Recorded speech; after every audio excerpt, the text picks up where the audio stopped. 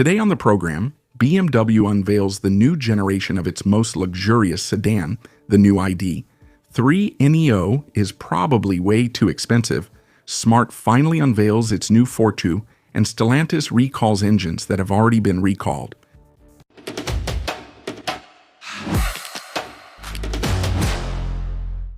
Let's talk about a car that has always had the knack for dividing opinions, a car that for the past few years seems to have been designed by someone who secretly hates pedestrians and loves giant barbecue grills. Of course, I'm talking about the BMW 7 Series. And the result of this new version is still a Bavarian tank that's 5.40 meters long, but with a face that's slightly less terrifying. In reality, they took the front end that looked like an angry beaver and toned it down a bit. The headlights are now vertical, integrated into the bumper.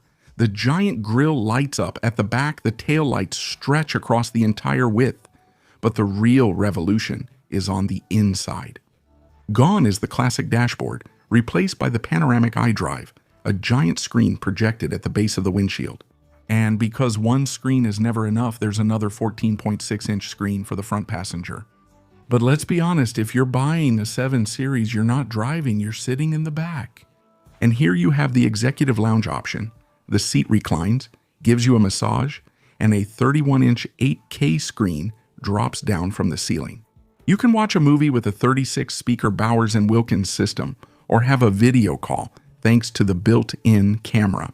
Because nothing says, "I'm an important boss," more than firing someone from the back of your BMW. Under the hood in France, BMW decided that gasoline is bad, so you'll only get electric or plug-in hybrid options. The electric i7 gets a new 112 kilowatt battery. The range is close to 730 kilometers, and it offers up to 250 kilowatt charging. That's good, but it's still a 400-volt architecture, while competitors like the Mercedes EQS have moved to 800-volt systems.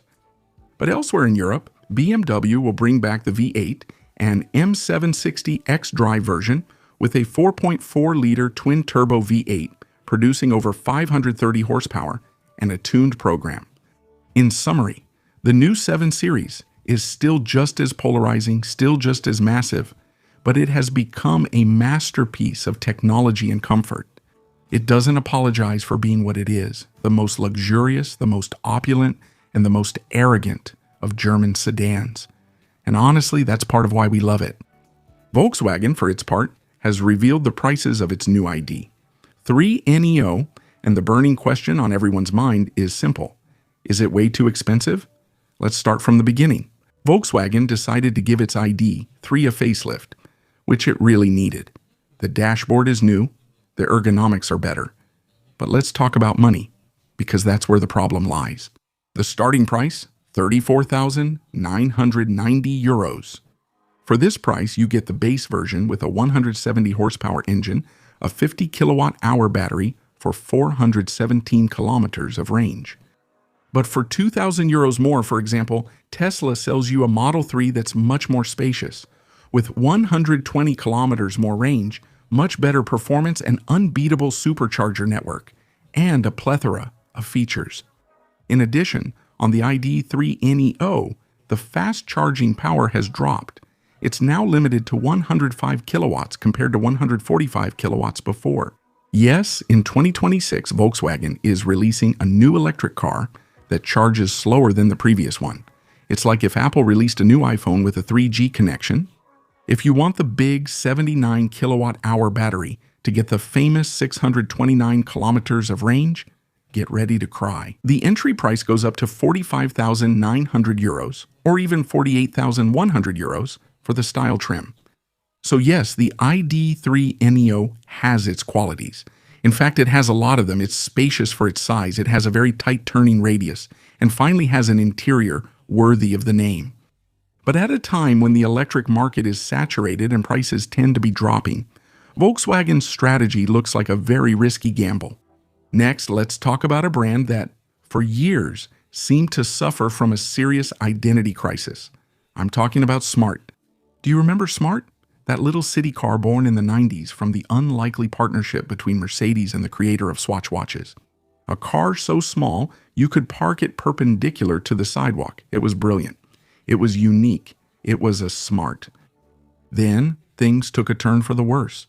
Smart was half bought out by the Chinese company Geely, and suddenly the brand started making SUVs. First the 1, then the 3, and recently the 5. A behemoth that's 4.7 meters long. The result in France? A disaster. Sales collapsed. In 2025, they sold less than 1,000 cars here.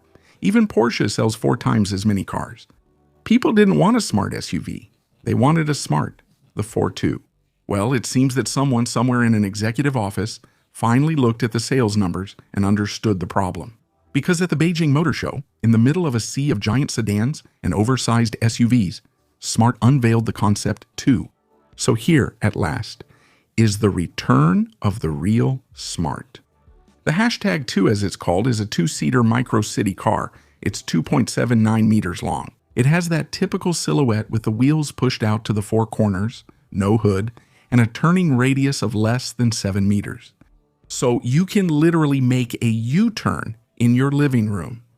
Visually, it's a concept.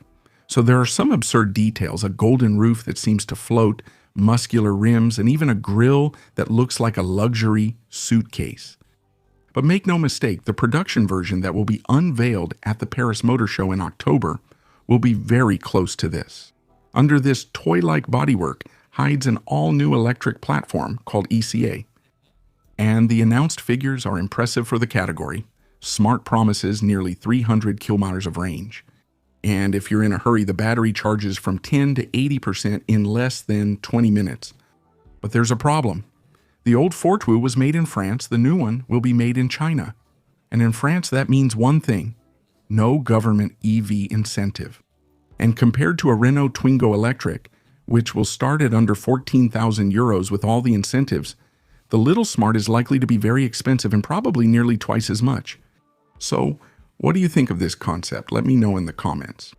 And finally, let's talk about reliability, and especially about the art of digging a hole to hide in, then digging another hole inside the first one, with Stellantis, of course. Currently, they're going through a rough patch in the United States. Sales are falling, and they have a minor issue with their plug-in hybrid engine. The story begins in November 2025. Stellantis has to recall 112,000 Jeep Wrangler and Grand Cherokee 4 XE vehicles. The reason is a risk of engine failure.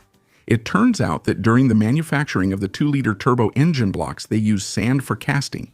It's a standard technique, except that in this specific case, someone forgot to clean the sand afterward.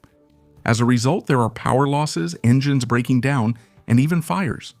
So Stellantis recalls the cars, apologizes, and starts replacing the defective engines with new ones. End of story, right? Well, no, because it's April 2026 and Stellantis has just made a new announcement. They have to do another recall, and this new recall concerns the replacement engines from the previous recall. So they recalled engines full of sand to replace them with nearly 2,700 new engines that are also full of sand. That's the incompetence you'd expect from a shady garage run by penguins, not from one of the biggest car manufacturers in the world. How did they find out? Well, a Jeep Grand Cherokee 4xe caught fire. So Stellantis reopened the investigation and discovered that the Mopar replacement parts were also contaminated. Stellantis' solution: they're going to inspect the replacement engines. If they're still in their box, they'll take them back. If they're already in your car, they'll replace them again. But the saddest part of all this is the conclusion. Faced with this series of industrial disasters, Stellantis made a drastic decision. In a few months, they will simply stop selling plug-in hybrids in North America. No more Wrangler 4xe, no more Grand Cherokee 4xe. In short, if you see a hybrid Jeep in the United States and you hear a strange noise under the hood, it's not a belt. It's just the engine making sandcastles. Thank you all for watching this new video. Feel free to subscribe and turn on the notification bell to make sure you don't miss anything. Bye.